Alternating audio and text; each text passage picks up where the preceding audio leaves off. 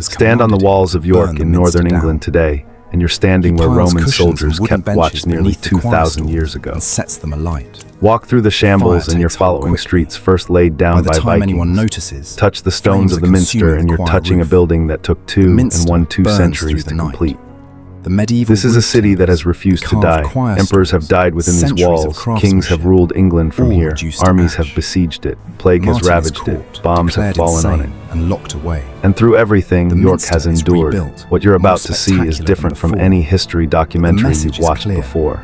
Using advanced AI techniques, we've transformed centuries-old engravings and faded photographs into living, breathing scenes. You're not just going to learn about York's past. You're going to see it as it actually was. This is the story of York, 30 minutes, 2,000 years.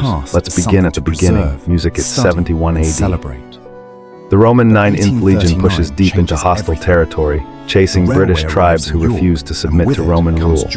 They reach a strategic point where two rivers meet, the Ouse and the Foss. And there they stop not to rest but to stay. They build a fortress, timber walls first, then stone. They call it Eboracum. The 9th Legion makes York their home. 5,000 men batley hardened veterans who fought across the empire.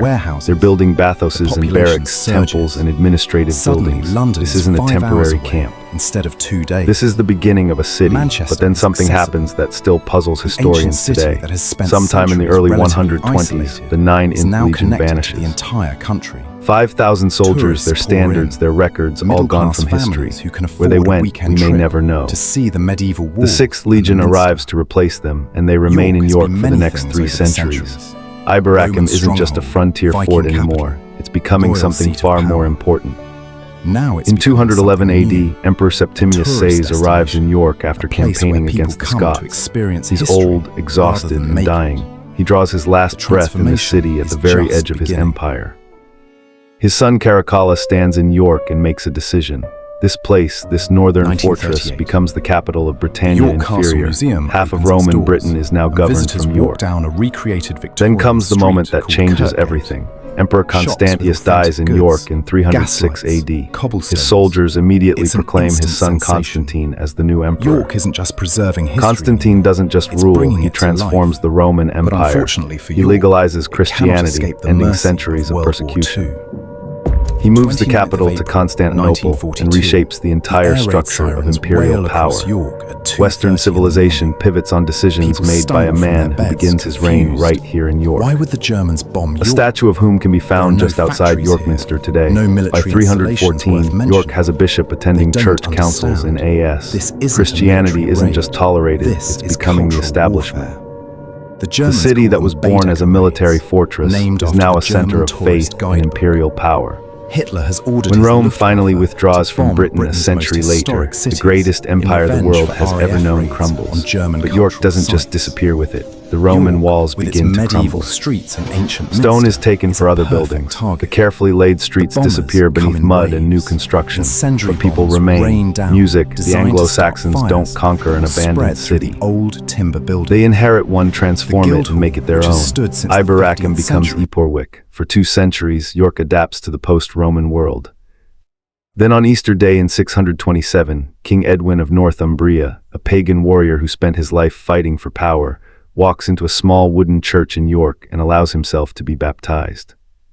One man's conversion might not sound like much, but Edwin is a king. When kings convert, kingdoms follow. Christianity spreads across Northumbria like wildfire, and York becomes its epicenter. The small wooden church where Edwin is baptized will eventually become the Minster, but that transformation will take centuries. By 735, York's bishop has been elevated to archbishop. York is now on equal footing with Canterbury. England doesn't have one Christian center anymore. It has 2, and York is one of them. And then the city produces a mind that will shape European thought for generations. Alwyn becomes master of the York School in 778. Under his guidance, it becomes one of the most respected centers of learning in Europe. Monks travel from across the continent to study here. When Charlemagne needs someone to lead education across his vast empire, he chooses Alcuin from York. This is York's golden age of learning. While most of Europe struggles in the darkness after Rome's fall, York keeps the lamp of knowledge burning. But across the North Sea, other men are building ships and sharpening weapons.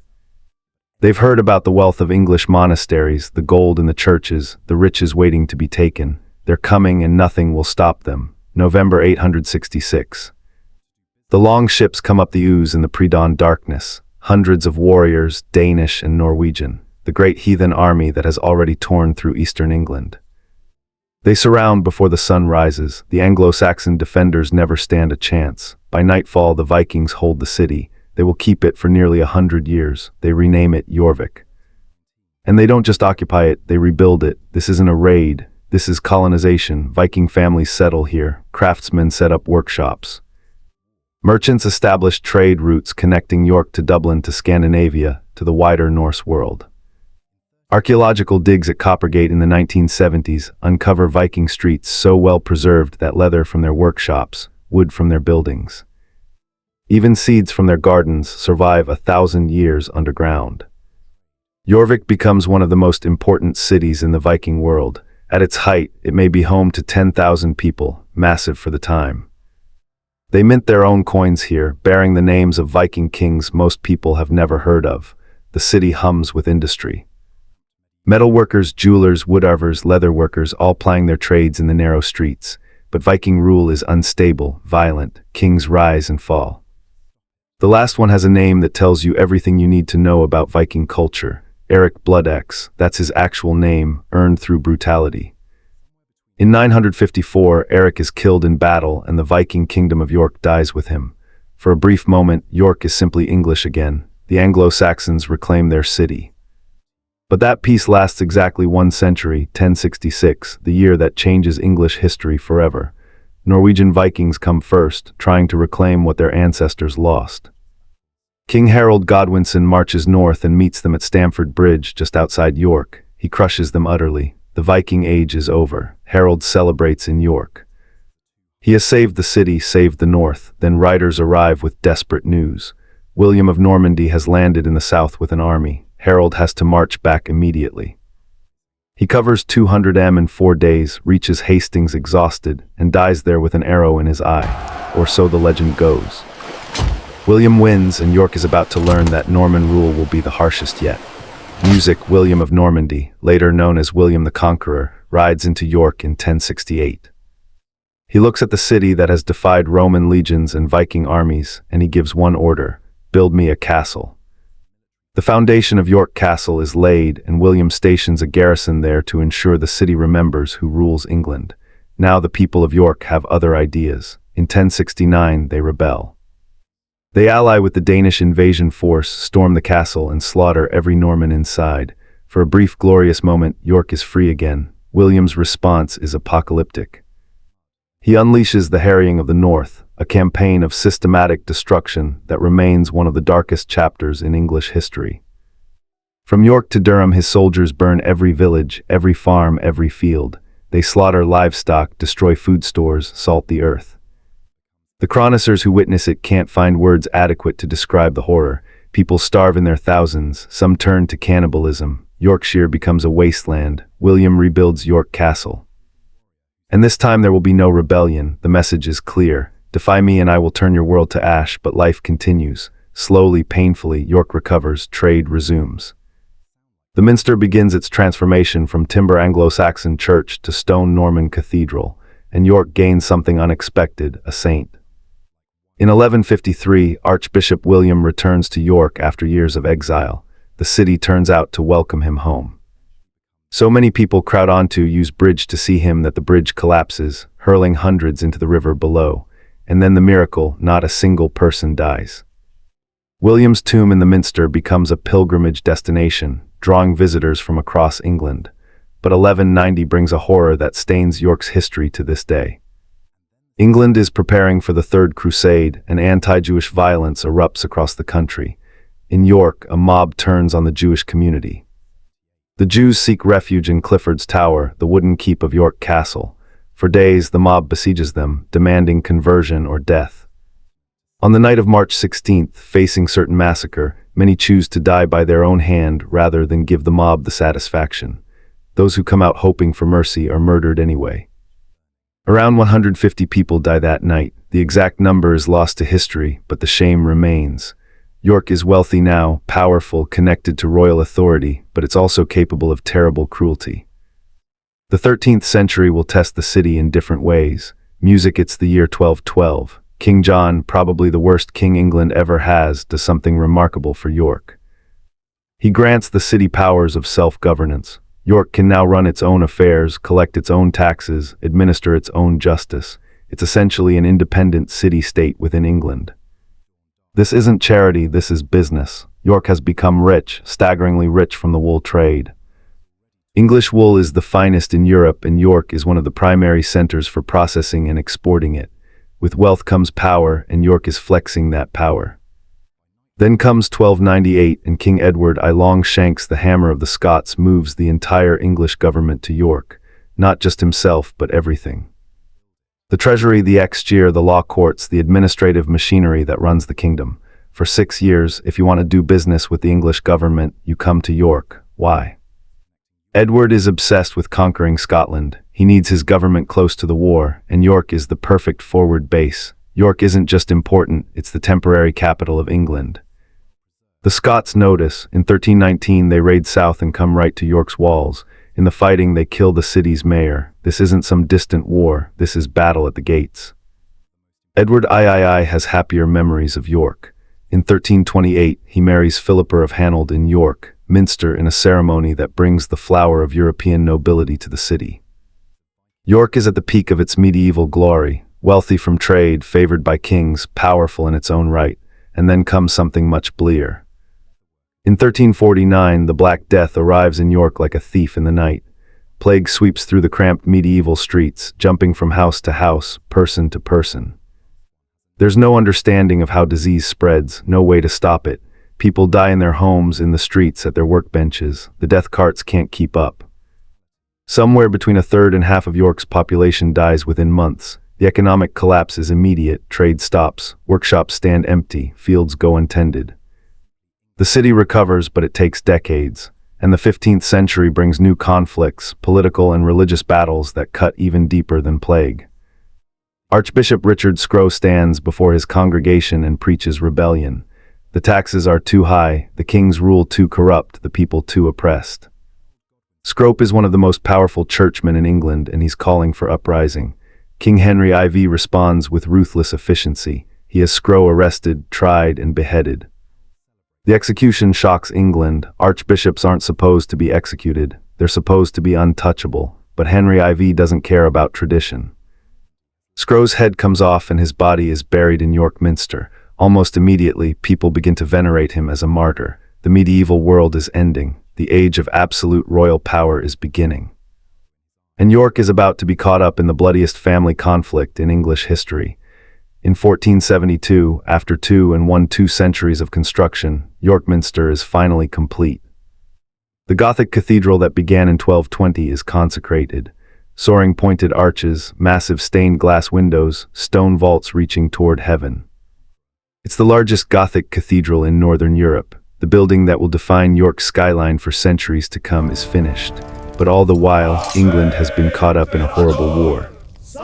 Rewind to the year 1455. The country descends into civil war, not a war against foreign invaders, but something far more vicious. When he grants the city a dynastic struggle between two branches of the same royal family, both descended from King Edward no southern monarch ever was. They're fighting for the throne of England, and the conflict will become known as the Wars of the Roses.